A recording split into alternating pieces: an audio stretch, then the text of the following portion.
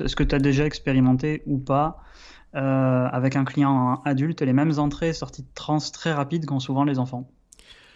Ouais, oui, oui. Ça, c'est, on a vraiment. Moi, j'ai mis du temps avant de comprendre qu'en fait, il y avait quand même un grand pourcentage des gens que j'avais en face de moi qui étaient de très bons sujets. Déjà, les gens en Ouais. général, on est tous à plus ou moins de bons sujets quand même globalement, beaucoup plus que ce que je pensais. Il y a des résistances évidemment, mais ça demande un peu de temps. Mais globalement, ça va.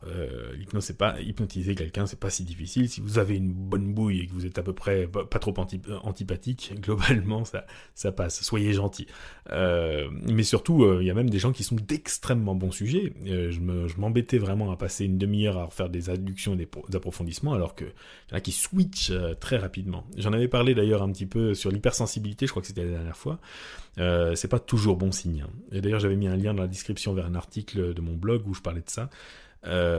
Pour ceux qui veulent aller voir, mais c'est pas toujours bon signe quand quelqu'un rentre trop facilement à l'âge adulte. Parfois c'est bon signe, parfois c'est très bien, c'est signe d'un grand talent pour l'hypnose, d'une grande sensibilité bien maîtrisée, et parfois non, parfois c'est moins bon signe, parfois ça peut être signe justement d'une immaturité émotionnelle. Je dis pas que c'est une immaturité à tout point de vue, mais il peut y avoir une part qui est très immature, par exemple qui a une telle peur du rejet et de l'abandon, mais la peur de l'enfant finalement, c'est-à-dire que l'enfant peut mourir d'être abandonné par l'adulte, et il y a une part chez cet adulte qui a les mêmes enjeux que chez l'enfant, qui fait que même un inconnu, s'il demande quelque chose, eh bien il a une priorité absolue, parce qu'il faut surtout pas le décevoir, il faut surtout pas qu'il nous rejette, parce que sinon il nous abandonnerait. Enfin, il y a quelque chose comme ça d'un fonctionnement extrêmement immature, d'une obéissance qui serait excessive, qu'on trouve pas systématiquement chez l'enfant, hein. Par contre, si on parle de l'imaginaire, de l'imagination, oui, alors là, chez certains enfants, c'est-à-dire à certains âges, en effet, on n'a pas besoin d'induction. Si on dit à quelqu'un, si on dit à un enfant, imagine-toi ci, imagine-toi ça, on a le même résultat que chez une personne en hypnose assez profonde, on va dire. Ça dépend de l'âge, hein, et ça dépend de l'enfant. Et chez certains adultes, ils ont réussi à cultiver ça, à le conserver, à garder ça d'une manière qui leur permette de développer des hallucinations très vite. Bon, après, voilà, vraiment, faut considérer aussi que l'hypnose consiste à faire des acrobaties à la personnalité, et normalement, c'est plutôt normal qu'un adulte ait du mal à le faire, qu'il y ait une certaine rigidité au départ et qu'il faille lui donner de la souplesse. Parce que cette rigidité, c'est aussi de la stabilité.